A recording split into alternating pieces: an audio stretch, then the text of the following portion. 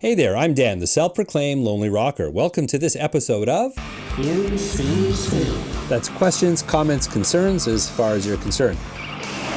Yes, this is QCC. If you have a question, if you have a comment, or if you have a concern, you've come to the right place. I'd like to welcome my good friends in the cheap seats. That's my good friends in the cheap seats. Have some respect there, jackass. I'm on the phone here. Well, good to have you here anyways. Well, this segment is a great way for me to connect with you guys, to hear what you have to say, answer some of your questions directly. If you do have any questions, just leave it in the comment section for this video. I also pick through the different videos on my channel. This is a good way to discover a video that I've done that perhaps you've missed. So keep those questions coming and I'll keep doing this segment. All right, let's start with an update. Well, the first thing I want to mention is this thing in front of my face here. One of the perks of a growing YouTube channel is brands do reach out to you to feature their products on your show. Well, this company Tonor reached out to me. They make these really inexpensive microphones. This microphone is about $59. I'm not sure it's going to make its way into my recording workflow, but I took a look at it, and for 59 bucks, it comes with everything you see here. It's got this microphone, a nice pop filter. By the way, it's a condenser microphone. This sturdy stand, cable, even came with this, like I said, pop filter. What did I call this? It's a windsock, some Velcro ties. Anyways, I thought what I would do is I would use it for this video. Let's see how it sounds, and I'll give my thoughts about it at the end of the video. They're not sponsoring this video. They didn't pay to be here. They just sent me this nice microphone, so I thought I would show it to you guys. The other thing I want to talk about is recently I've gotten to know the fine people at Two Notes Audio Engineering who have also connected me to Revv Amplifiers, which is a great Canadian company making really interesting amplifiers. I featured one of their amps recently in a video that I did in collaboration with Long McQuaid, which is Canada's largest musical instrument retailer, where we took a look at 3 Lunchbox amps that all have direct recording capability built into them. Really, really interesting. I'll put that link in the description. By the way, any video that I do reference in this show, I'm going to reference QCC number 3. That's a custom playlist for the show. All the videos that I talk about will be in that playlist. So one link will take you to all the videos if any of them are of interest to you. Anyways, we're going to be seeing more Revv on this channel in the not too distant future. Of course, if this video is in the future, it'll already be there. But really getting to know the guys at Revv, they make some great products. So make sure to look for that. We're going to have some more Revv content coming up. The other thing that's going to be happening on this channel pretty soon is Fuse Audio Labs. Ray, the founder of Fuse Audio Labs, really cool little plugin company. I also reviewed some of their products not too long ago. He's going to be on the show. We're doing an interview, going to get into the mind of a master who creates plugins. Now, again, if you're watching this in the future, I will put the link in the description. For those of you watching this in real time, that should be coming up in the next week or so, maybe less. I want to get into the mind of someone who's actually making plugins. I thought that'd be pretty cool. So that's coming up soon here on the channel, so look for that. All right, time to get into the questions. All right, the first question comes from Sid Who's Superman. Ooh, we got Superman on the show. I just subscribed, man. Can you please tell me? I'm using a MacBook Pro 2012, 13-inch. Does the Arrow work with this configuration? Please let me know. I want to buy one. Please reply, brother. Yes, brother, I'll be happy to answer that question. So I did a video on the Universal Audio Arrow. That was their first Thunderbolt 3 audio interface. Now, if your computer doesn't have Thunderbolt 3, there is a workaround, and that's what that video was about. I did a review of 10 different interfaces, and one happened to be Thunderbolt 3. My system here is Thunderbolt 2.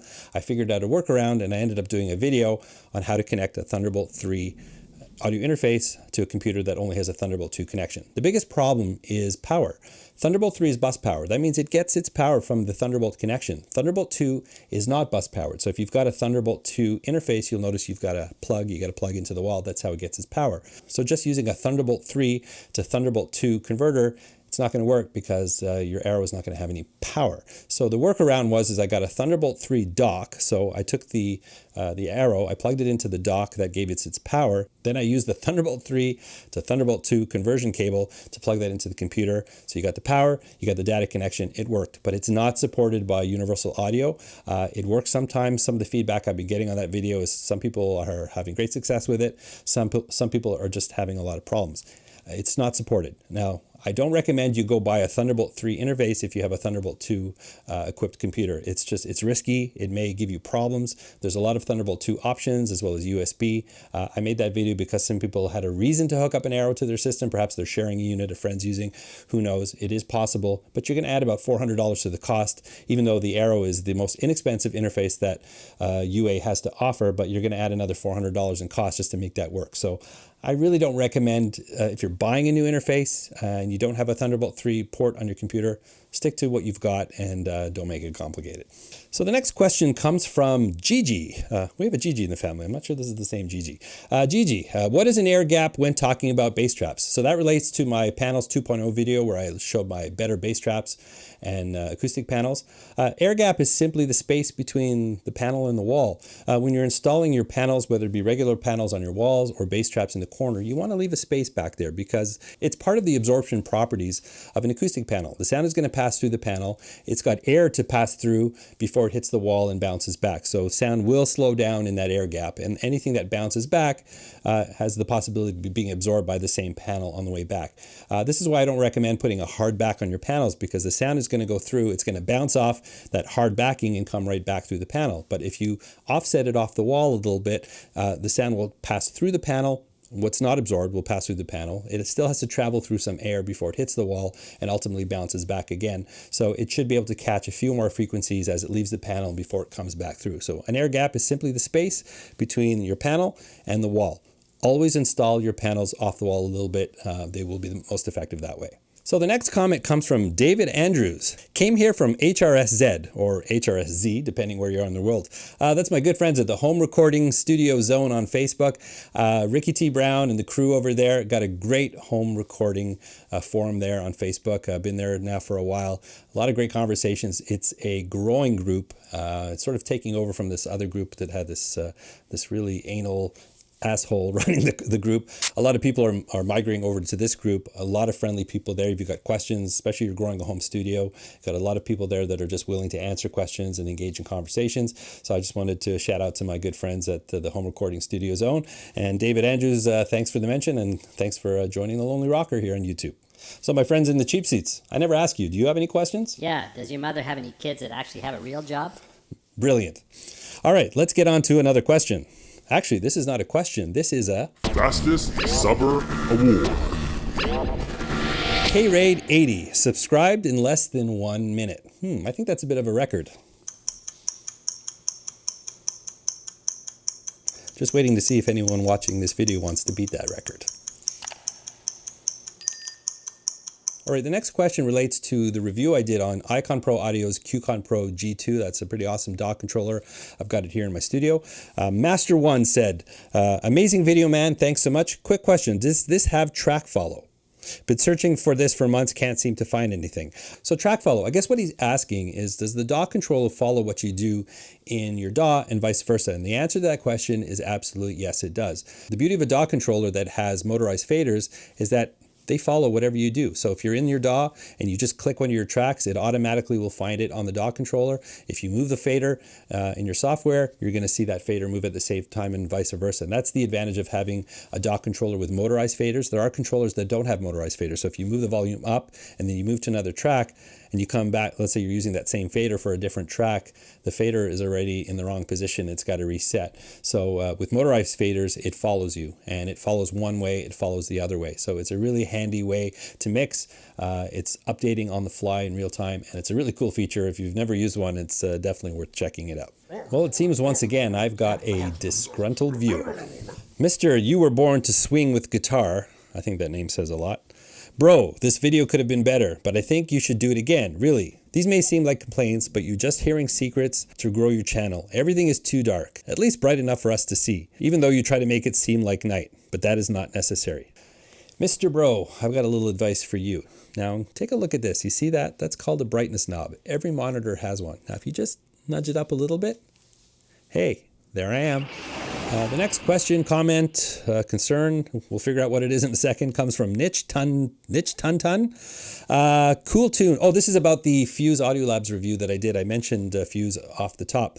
Cool tune, great plugins, great chains. I enjoyed the video as our little conversation went on. I think Raymond from Fuse is a genius. His things are awesome and kind of on its own. Cheers. Yes, Ray is a very interesting man, very creative, worked with a lot of different plugin companies back in the day, started his own company called Fuse Audio Labs, been doing some really cool things over the last couple of years, and we are featuring him here on this channel. As I said in the opening, if you're watching this in real time, it'll be coming up in the next week or so, but if it's in the future, just look for a link in the description with my interview with Ray from Fuse Audio Labs. The next question comes from Johan Arens, and it relates to the plugin reviews I did for TC Electronics and their Midas plugins. Johan asks, "Hey Dan, great video. Can you control those two plugins with your Qcon panel?" So this relates kind of to two different topics. He's talking about the TC Electronics plugins and can they be controlled by the Qcon Pro G2. The Qcon Pro G2 can control anything in your DAW. You can map anything, plugins especially. The one thing I will say with plugins and a DAW controller, I said sometimes I think expectations are a little too high. These Midas plugins are really deep. They have a lot of parameters. And if you look at the Qcon Pro, if you look at the G2, you have a single row. Basically, the pan pots are what's used to control the plugins.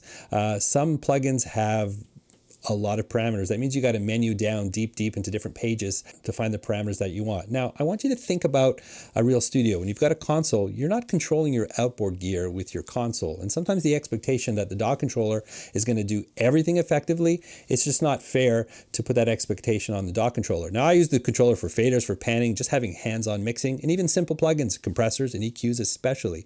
But to answer your question, yes, you can control it. There's just a lot of parameters there, so you might find it frustrating. So I just grab the mouse in that case. But certainly, if you get into it and you figure out what everything is, you absolutely, yes, can control those plugins with your G2. Oh, it seems someone has come to visit me again.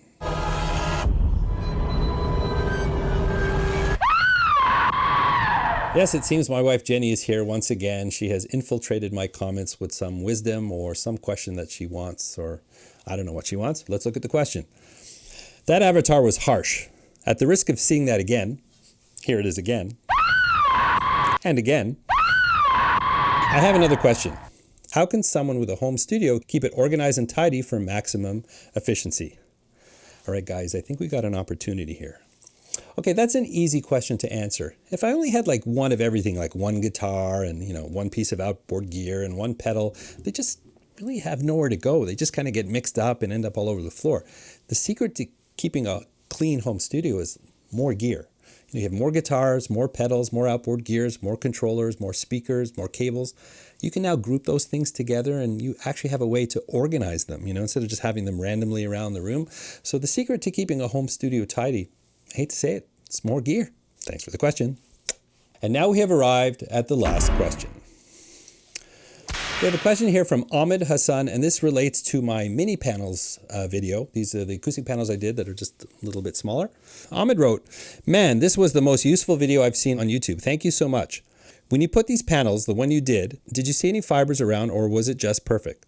And plus, did it affect any of the absorption? Thank you so much, buddy. Great video. Helped me a lot." And what he's talking about is that I've been taking steps to add protective layers in my acoustic panels. A lot of people have been concerned with using mineral wool insulation as the absorption material in panels. I've said in a number of my videos now that I don't endorse it, that if you have any concerns, talk to your doctor, talk to experts to really get the information on mineral wool. Everything that I've read and all the research I've done, and I've even spoken to Rockwell directly, say that there's really no risk in using them in this application. But I'm going to leave that up to each of you to figure that out. But what I have been doing is been adding additional protective layers to keep as much of the materials inside. The challenge is when you're talking microscopic fibers, really small fibers that are basically smaller than the holes in the fabric, they're going to come through. If you're not disturbing it, it should be fine. Like I said, I've taken steps to protect it. I mean, if you put plastic around your panel, you're going to keep the fibers in, but you're going to lose the absorption properties. Now, the material that I've used in my panels absolutely do not affect the absorption property of the material, but I'm adding more and more layers and filter layers in the front that are all breathable, keeping the fibrous material closer to the back of the panel. They're still effective as they were without. In fact, they may be more effective because all the materials I'm using have absorption properties, but they're certainly not blocking the sound.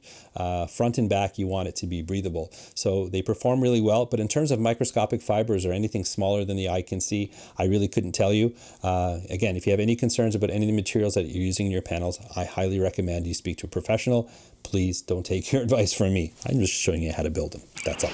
Well, we've come to the end of another episode of QCC. Thank you so much for joining me. If you have any questions not related to a specific video on my channel, please just leave them in the comment box. If it catches my attention, who knows, it might end up on a future episode of QCC.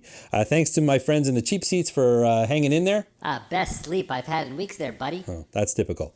I want to thank Tonor for sending over this great little microphone. I promised myself if the sound sucked, I wasn't going to put it in the show and I was going to reshoot this. But if you're watching this episode, we've made it all the way through. Honestly, for $59 US, you get a condenser microphone, you get this really solid stand, you've got cables, you've got a windsock, you've got your pop filter, you've got all the accessories you need to get started. If you're doing YouTube, if you're vlogging, and you have a limited budget, honestly, this is a great little starter kit. So I want to thank Tonor a lot for sending it over. I definitely did the job, and I definitely recommend that you go check it out. Well, if you're new to the channel, I hope I've earned a subscribe. I've got a lot of videos on this channel geared to the home studio enthusiast and the home recording musician, with videos geared to just help make your home studio life better. So you just hit that subscribe button and come along for the ride. If you really want to support this channel, I am on Patreon. Links to everything I've discussed are in the description below. And above all else, I hope I'll see you again in another video.